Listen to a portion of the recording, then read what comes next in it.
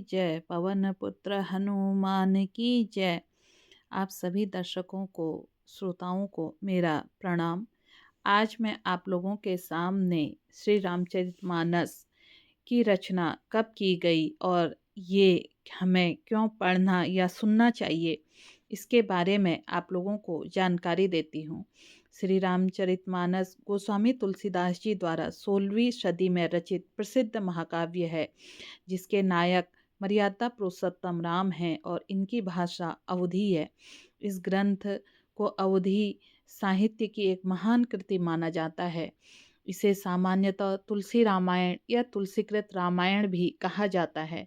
श्री रामचरितमानस भारतीय संस्कृति में एक विशेष स्थान रखता है। श्री रामचरितमानस की लोकप्रियता अद्वितीय है। उत्तर भारत में रामायण के रूप में बहुत लोगों द्वारा प्रतिदिन पढ़ा जाता है। शरद नवरात्रि में इसके सुंदरकांड का पाठ पूरे 9 दिन किया जाता है। रामायण मंडलों द्वारा मंगलवार और शनिवार को इसके सुंदरकांड का पाठ भी किया जाता है।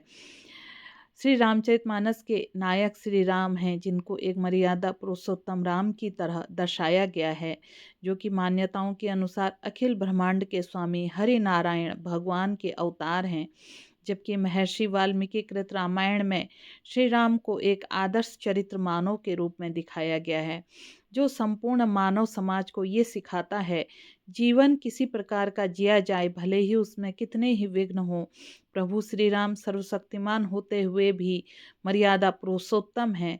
गोस्वामी दास जी ने राम रचित का अनुपम शैली में दोहों, चौपाइयों, सोठों तथा छंद का आश्रय लेकर वर्णन किया है।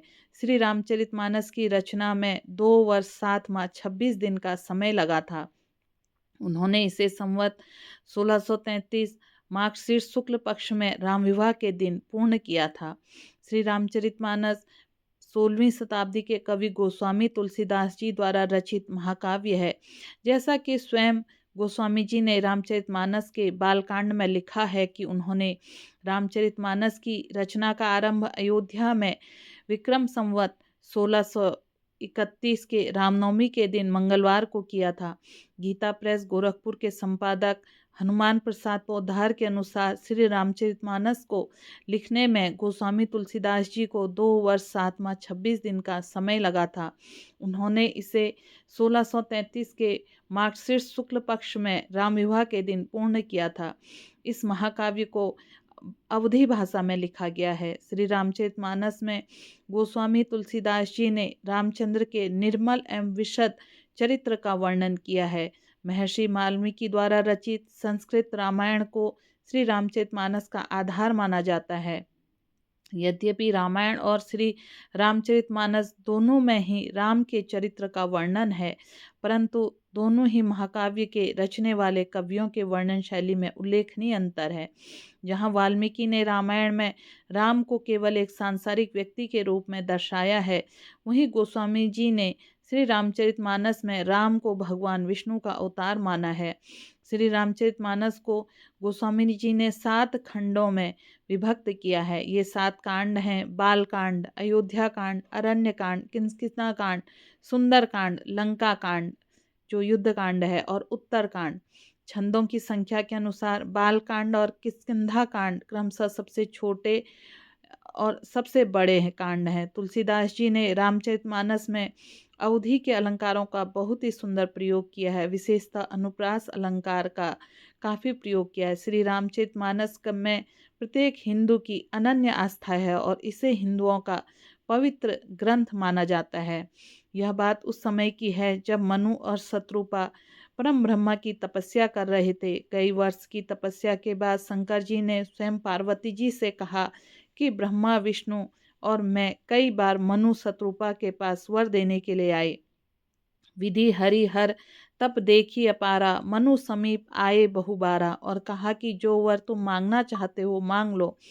पर मनु और शत्रुपा को तो पुत्र के रूप में स्वयं ब्रह्मा को ही मांगना था, फिर ये कैसे उनसे यानी शंकर जी ब्रह्मा और विष्णु से वर मांगते। हमारे प्रभु राम तो सर्वज्ञ हैं, वे भक्त के हृदय की अभिलाषा को स्वयं जान लेते हैं। जब 23,000 वर्ष बीत गए तो प्रभु राम के द्वारा आकाशवाणी होती है, प्रभु सर्वज्ञ दास निज जानी, गति अनन्य तापस नृप्रानी। मांगू मांगू बरु भई नभ बानी, परम गंभीर कृपा मतसानी। इस आकाशवाणी को जब मनु और शत्रुपा सुनते हैं तो उनके हृदय प्रफुल्ल होते हैं। वे स्वयं परम ब्रह्मा राम प्रकट होते हैं और उनकी स्तुति करते हुए मनु और शत्रुपा कहते हैं, सुनु सेवक सुरतरु सुरधेनु, विधि हरि हर बंदित पद रेनु।